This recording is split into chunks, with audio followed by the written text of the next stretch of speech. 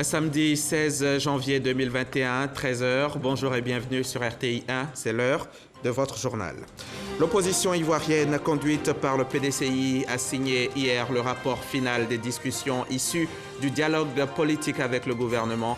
On se souvient qu'elle avait reporté la signature du document pour des éclairages. C'est désormais chose faite.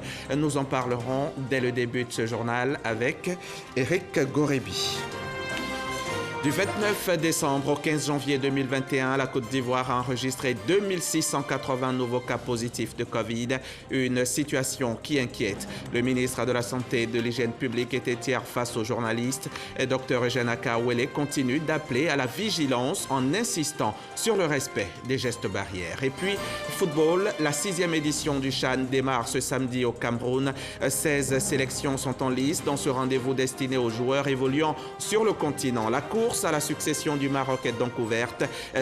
Sont les grands favoris de cette édition, l'Égypte, le Sénégal et la Côte d'Ivoire, qui seront absents de la compétition. Le dialogue, c'est l'arme des forts, dit-on. L'opposition ivoirienne a signé hier le rapport final des discussions issues du dialogue politique avec le gouvernement. Au terme des discussions de ce dialogue politique qui s'est déroulé dans la dernière décade de décembre 2020, les partis de l'opposition, dont le PDCI, RDA et l'UFPI, avaient reporté la signature du document pour des éclairages. Le compte-rendu d'Éric Goré. Les représentants du PDCI-RDA, de l'EDS, de l'URD et du RPP dans les locaux du ministère de l'Intérieur et de la Sécurité. Ils y sont pour signer le rapport final de la phase 3 du dialogue politique. Ces formations politiques s'étaient donné un temps de réflexion avant de signer le dit document. Nous devons rappeler que nous n'avons pas décidé de ne pas signer le rapport final du dialogue politique. Nous avons demandé à différer notre signature pour des raisons d'éclaircissement d'un certain nombre de points.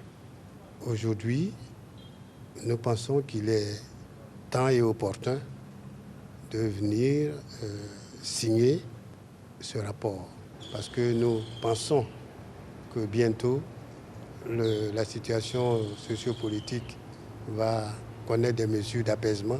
Et oui, la paix et la stabilité précèdent tout développement. Cette fois-ci, les enfants de la Côte d'Ivoire s'engagent tous à œuvrer dans ce sens pour une Côte d'Ivoire unie et forte.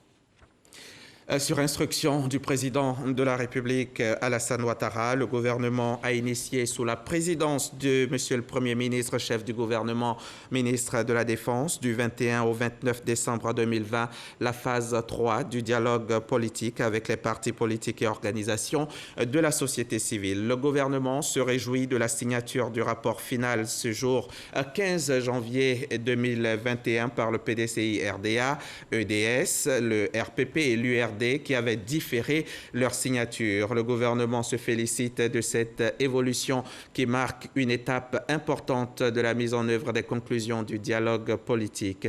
Tout en réitérant sa détermination à construire la cohésion sociale, le gouvernement félicite les partis politiques, organisations de la société civile et toutes les forces vives de la nation pour leur rapport au dialogue politique. Le gouvernement les encourage à poursuivre leurs efforts dans le sens de la paix et la stabilité si chers aux Ivoiriens.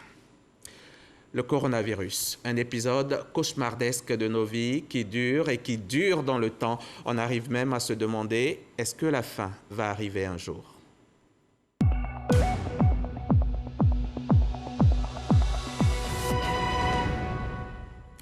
Bien sûr qu'on finira par vaincre le virus, à la condition que chacun joue son rôle. Les scientifiques sont à la tâche dans leur laboratoire. Les populations n'ont qu'à respecter les gestes barrières. Tenez, ces dernières 24 heures, nous avons enregistré 278 nouvelles infections et un mort. 1611 personnes se battent à ce jour contre la maladie et depuis le début de la pandémie, la Côte d'Ivoire a comptabilisé 24 856 malades de Covid pour 141 décès. L'heure est à la responsabilité. 2680 nouveaux cas positifs de Covid recensés en Côte d'Ivoire rien que ces 2 dernières semaines. Le constat est clair, les gestes barrières sont désormais foulés aux pieds par les populations et pourtant les adopter est gage de bonne santé. Le ministre de la Santé a décidé de monter au créneau. Eugène Akawele appelle à la prise de conscience collective pour une lutte plus efficace contre le monstre malfaisant. C'est une situation dommageable que déplore le ministre de la Santé et de l'Hygiène publique face à la recrudescence des cas positifs. En espace de 2 semaines, 2680 nouveaux cas positifs ont été notifiés, avec un taux de positivité de 7,1%, au-dessus de 5%, le seuil qui permettait aux autorités sanitaires d'affirmer que la maladie est sous contrôle.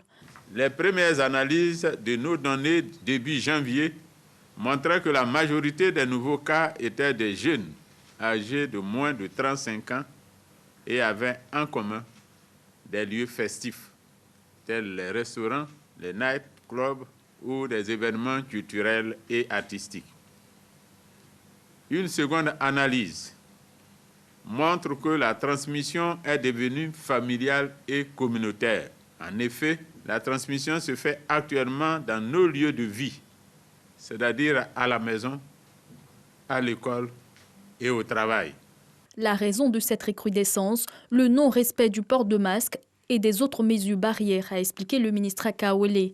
Comme les recommandations ne sont pas strictement respectées et que l'épidémie continue de progresser dans notre pays, le comité de veille proposera dès le prochain conseil du gouvernement des mesures plus restrictives. Pour l'heure, le gouvernement en appelle à la responsabilité individuelle et collective pour préserver nos acquis dans cette lutte contre la COVID-19. Les populations sont invitées à fréquenter la centaine de centres de dépistage mis à leur disposition en cas d'apparition des signes ou de contact avec des cas positifs.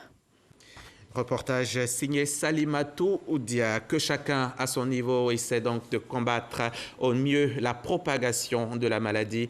Les transporteurs et les agents de la police spéciale de sécurité routière, eux, viennent de bénéficier de kits de protection. C'est un don du ministre des Transports, Amadou Koné, don composé d'équipements de lavage des mains et de bavettes. Les précisions de Lanciné Bakayoko. Face à la remontée en puissance de la pandémie, le ministre des Transports reprend le volant de la sensibilisation.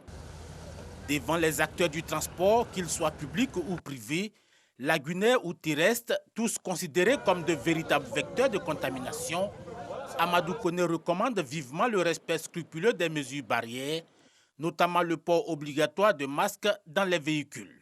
Il faut éviter que la maladie reparte à l'intérieur du pays. Il faut éviter aussi que la contagion à Abidjan soit trop forte. On ne va pas attendre que les choses se dégradent. Témoignage de l'engagement du gouvernement à contrecarrer cette nouvelle vague de contamination, c'est 275 000 masques, dont 75 000 réutilisables et 200 000 jetables, tout comme ces 22 cartons de gel hydroalcoolique offerts aux transporteurs. Des transporteurs appelés à une gestion rigoureuse des kits et une meilleure application du dispositif de prévention. Je voudrais vraiment vous demander de faire en sorte que vraiment il y ait un bon usage de ceci, que ce matériel aille où ça devrait aller. Il faut que dans les véhicules, il y ait des masques. La nécessité de sauvegarder la santé et de protéger les investissements en rajoute à la motivation des transporteurs dans la lutte contre la pandémie.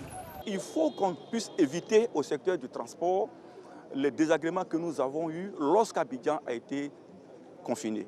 Lorsqu'on a demandé aux transporteurs de réduire le nombre de places, lorsqu'on a demandé à nos entreprises de transport de passagers de ne plus sortir d'Abidjan, de ne plus faire de l'international.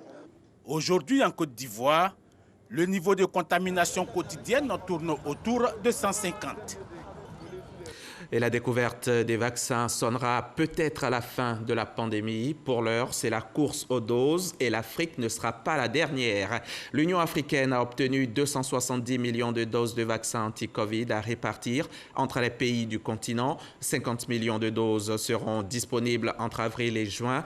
Celles-ci sont achetées par l'UA au laboratoire Pfizer, AstraZeneca et Johnson & Johnson. Ces commandes ne sont pas les seules sources d'approvisionnement pour l'Afrique. L'Afrique qui bénéficie aussi du dispositif COVAX lancé par l'OMS et de dispositions prises au niveau des États.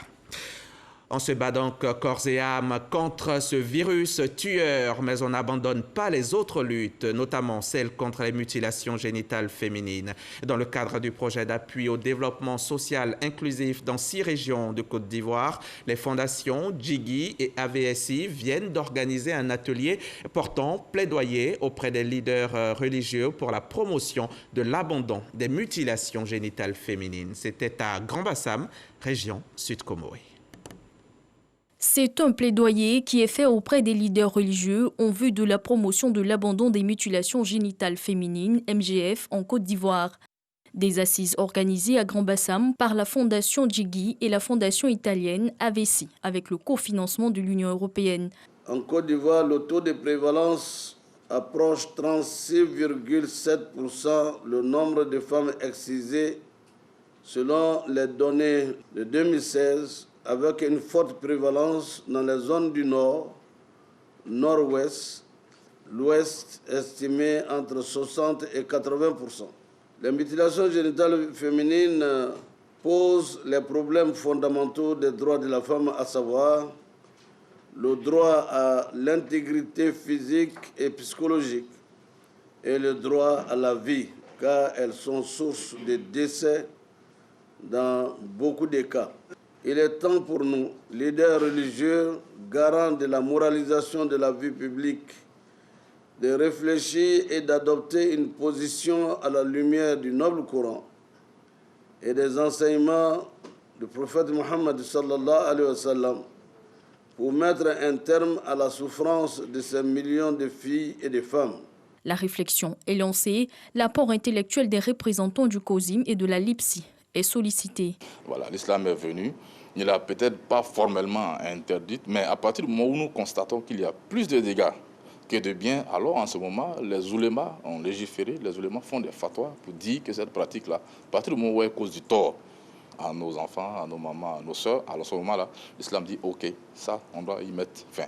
À la suite des travaux, les leaders religieux s'engagent à s'approprier les dispositions prises par l'État pour l'abandon de cette pratique et invitent les guides religieux à éclairer et informer les fidèles afin de les engager également pour mettre fin à la souffrance de la fille et de la femme. Autre chose, on change de page. À compter d'aujourd'hui, samedi 16 janvier, et cela pendant 48 heures, Abuja abrite la célébration de la journée des droits de l'homme de la CEDEAO. Promouvoir le droit à l'éducation, à la santé et l'opportunité de profiter des pratiques de santé culturelle autochtones. Voilà le thème de cette journée. 24 heures avant l'événement, ici, en Côte d'Ivoire, le Conseil national des droits de l'homme a initié une réflexion sur le rôle de la médecine traditionnelle dans le traitement des maladies et la gestion de pandémies. Le témoignage de Jean-Marc Djadji. Le Conseil national des droits de l'homme, CNDH, célèbre en Côte d'Ivoire la Journée des droits de l'homme de la CEDEAO 2021. Cette année, le droit à la santé pour tous et l'utilisation de la médecine traditionnelle pour le traitement des maladies sont au cœur des réflexions.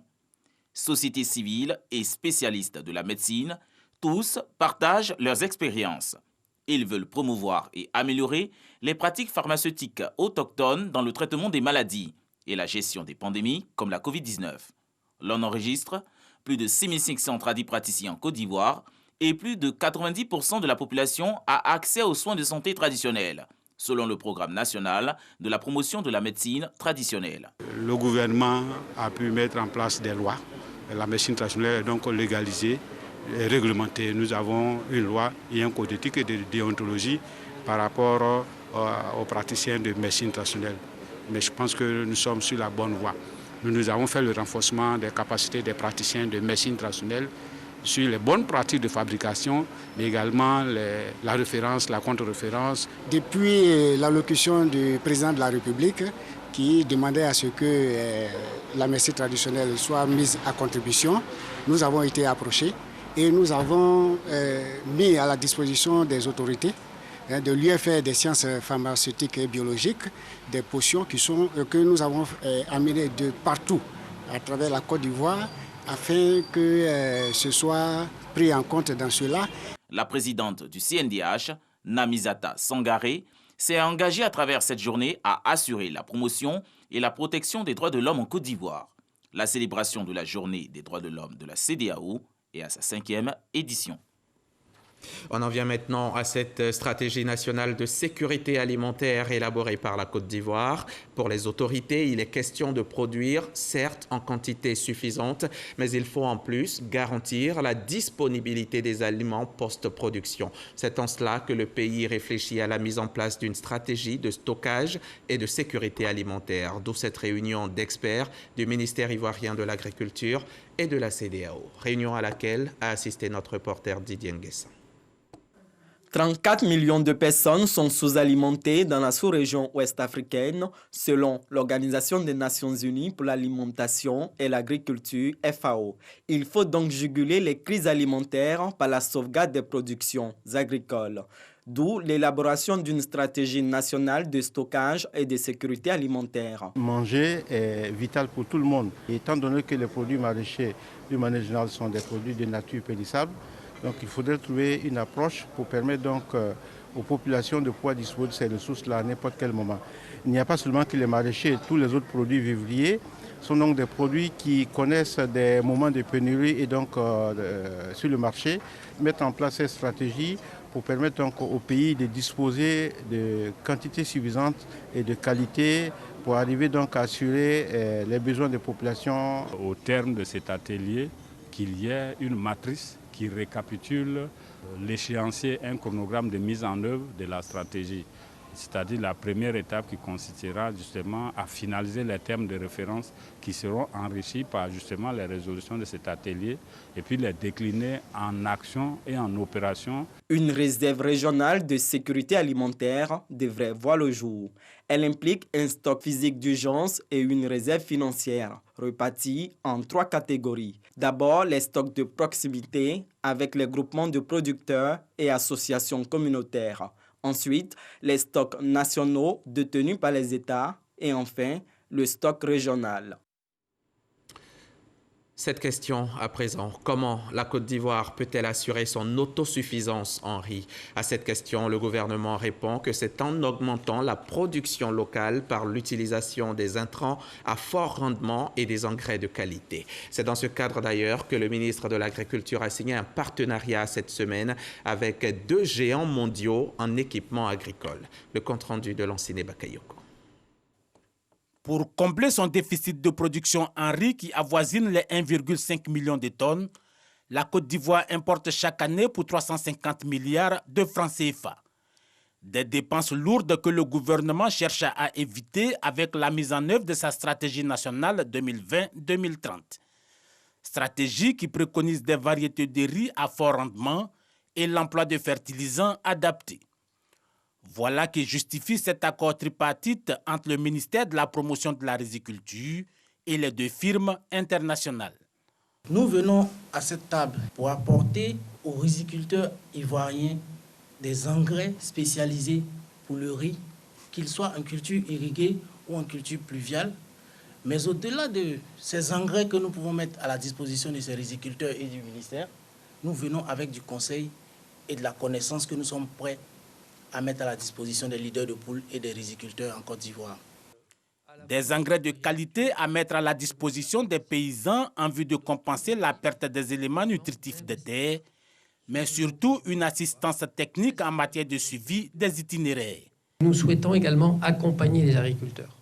C'est pour nous essentiel, en les formant à la connaissance de nos produits, en les formant à l'utilisation de nos produits, aux bonnes pratiques agricoles, pour leur permettre d'utiliser les bons produits aux bonnes doses et au bon moment.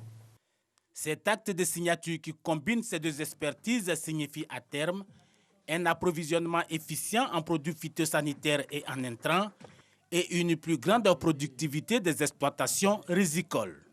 Ce partenariat devrait in fine entraîner des profits plus élevés, notamment pour les riziculteurs. Cet acte est très important pour la Côte d'Ivoire parce qu'aujourd'hui, l'objectif que nous avons avec la nouvelle stratégie, il s'agit de passer d'une riziculture traditionnelle à une riziculture moderne, rentable, durable et respectueuse de l'environnement. En densifiant son offre en matière de production de céréales, il s'agit pour l'Afrique et donc pour la Côte d'Ivoire de régler cette question devenue forcément anxiogène. Comment nourrir les 10 milliards d'individus que comptera le monde en 2040? Sur la question du foncier rural, le ministre du Budget était hier dans les locaux de l'AFOR, l'agence du foncier rural. Une visite de travail qui a permis à Moussa Sanogo de s'imprégner de certaines questions, à savoir le financement de l'agence, l'amélioration technique des travaux effectués et la délimitation des espaces villageois. Les détails avec Jean-Louis Gbango. Après le ministre de la Sécurité et de l'Intérieur, la semaine dernière, c'est au tour de Moussa Sanogo, du budget et du portefeuille de l'État, de s'imprégner des conditions de travail et de l'opérationnalité de l'agence foncière rurale, un organe dédié à la sécurisation foncière. Notre rôle, c'est de délimiter avec certitude les 8576 villages de Côte d'Ivoire. On ne pourra plus dire telle structure est créée par attachement à tel village sans avoir la carte précise.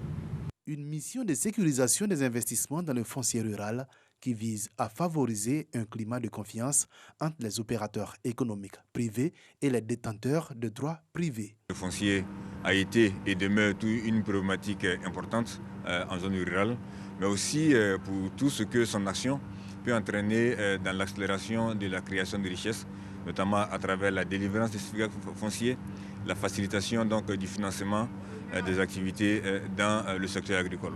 Les échanges avec le ministre ont notamment porté sur les questions du financement des activités de l'agence foncière rurale ou encore de l'amélioration technique des travaux qu'elle effectue en matière de délimitation d'espaces villageois.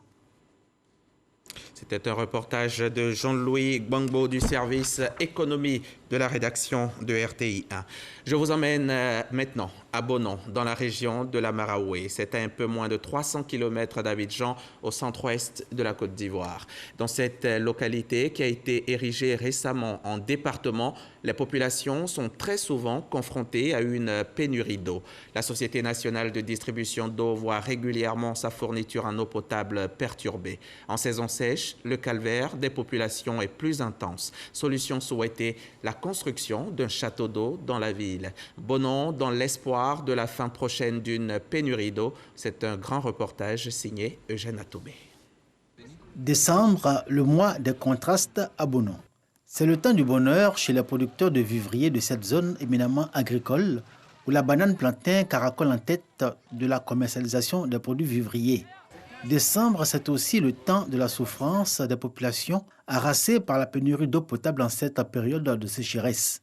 C'est ainsi chaque année à Bonon, une épreuve difficile pour les populations. À partir de décembre jusqu'au mois de mars, c'est une véritable difficulté d'accès à l'eau. L'eau dans les robinets disparaît totalement et parfois nous pouvons avoir des coupures qui peuvent aller une semaine, 2 semaines, voire 1 mois dans certains endroits. C'est parfois tard dans la nuit que l'on peut voir l'eau couler des robinets à Bonon. Les populations s'accommodent de cette situation de pénurie d'eau saisonnière, pénurie d'eau pouvant aller même jusqu'à son manque. Un secteur qui en souffre énormément, l'hôtellerie. Souvent, on peut avoir une chambre remplie et puis il n'y a pas l'eau. J'ai obligé de puiser l'eau, remplir les citernes pour donner aux clients. Ça fatigue. À des clients qui viennent, je lui dis l'eau est coupée directement, il prend sa route, il se retrouve, il s'en va. Quand l'eau ne coule plus des robinets ou des colonnes de douche, on a recours au puits. Vraiment, c'est difficile pour nous les femmes. Les femmes se promènent de cour en cour pour chercher de l'eau. C'est l'eau de puits que nous buvons à Bonon ici. On prend l'eau des pluies pour préparer. Quand l'eau vient aussi, l'eau est très sale, noire, et puis ça sent javel beaucoup. Donc on ne boit pas même, c'est l'eau des pluies on boit. Seul le centre de santé urbain de Bonon, unique établissement sanitaire de cette bourgade de plus de 110 000 habitants, est épargné par le manque d'eau. La structure s'est mise à l'abri en se dotant d'un château d'eau lui garantissant la fourniture quotidienne et régulière en eau potable. Par le passé, les populations de la ville pouvaient s'y ravitailler par solidarité, mais cette année, le directeur du centre de santé leur a interdit l'accès au château d'eau pour divers motifs. Entre 2012 jusqu'à 2020, on permettait aux gens quand même de venir prendre un peu, parce qu'on connaissait très bien la situation. Mais vu que tous les 6 mois, il fallait changer la pompe à forage, on a dit, ah vraiment, il faut vraiment laisser, il faut laisser l'hôpital seul utiliser. Et depuis là, on n'a plus eu de panne. On entend dire à Bonon que même les puits finissent par tarir à mesure que dure la période de sécheresse. Une situation qui ne sera plus que souvenir au nom du droit des populations au bien-être dans la vision du président Alassane Ouattara. À la faveur de la visite d'État dans la région de la Maraoué, le président de la République a accordé à Bonon la construction de 2 nouveaux châteaux d'eau, plus une station de reprise, pour renforcer les installations existantes. Et l'accès à l'eau potable va se faire depuis le fleuve de la Maraoué à partir de Boisflé, qui va recevoir l'eau à partir d'un premier château qui serait installé au niveau du village de Gobazra, avec une station de reprise qui va traiter et qui va amener au second château qui est situé dans la ville de Bonon. Dans presque toutes les habitations, jusqu'en divers lieux comme ici, à la sous-préfecture, on trouve des espèces d'énormes canaries. Ce sont d'immenses jarres faites de mélange de ciment et de sable qui ont fini par devenir au fil des années un élément indispensable, voire essentiel, dans l'approvisionnement des populations en eau. Les femmes commandent beaucoup, ensuite les maçons qui viennent commander beaucoup pour aller au chantier, pour aller travailler avec ça. C'est pas barrique, il y a une barrique, il y a 2 barriques, il y a même 3 barriques. Une barque là, on fait ça 15 000. Bon, les 2 barques là, on fait ça 30 000, 25 000. Les 3 barques là, on fait ça à 30 000. Déjà, l'ONEP a effectué plusieurs missions de reconnaissance des sites. Et les sites retenus ont été mis à disposition. Les questions administratives ont été résolues. Donc, nous n'attendons plus que le début des travaux pour que ce problème soit résolu entièrement. Les travaux de renforcement des ouvrages de desserte en eau potable de Bonon sont attendus avec impatience par les populations. Elles espèrent que la qualité de l'eau distribuée sera meilleure que celle qui leur est servie actuellement. À ces rares sorties de robinet, une eau ocre et au goût rebutant a encore la population de cette localité, nouvellement érigée en chef-lieu de département dans la région de la Maraoué. Et le vœu des populations de Bonon en ce début d'année sera certainement entendu par les autorités. Nous l'espérons en tout cas. Eux, par contre, leur vœu de s'enrichir par la pire des manières ne sera jamais exaucé. Ces 4 individus qui ne prospéraient que dans les braquages et les attaques à main armée ont été mis enfin hors d'état de nuire par la brigade de gendarmerie de Diokwe. Un bonheur pour les populations de toute la région ouest de la Côte d'Ivoire. On en saura plus avec notre correspondante sur place, Tao Eve Boué. Ce sera bien sûr dans nos prochains journaux. Un mot de football pour refermer ce journal. La 6e édition du CHAN va démarrer ce samedi même au Cameroun. Le CHAN, c'est le championnat d'Afrique des nations de football. 16 sélections sont en lice dans ce rendez-vous destiné aux joueurs évoluant sur le continent. Les 2 premiers de chaque groupe seront qualifiés pour les quarts de finale. Le pays hôte, le Cameroun, démarre ce samedi contre le Zimbabwe à 16h. La finale se déroulera le 16 février au stade Aïmadou Aïdjo de Yaoundé. Le vainqueur du tournoi devrait repartir avec un peu plus de 675 millions de francs CFA. Et la Côte d'Ivoire, grand favori, pourtant grande absente de cette édition. Moi, je serai présent demain sur ce même plateau et à la même heure. À demain, 13h.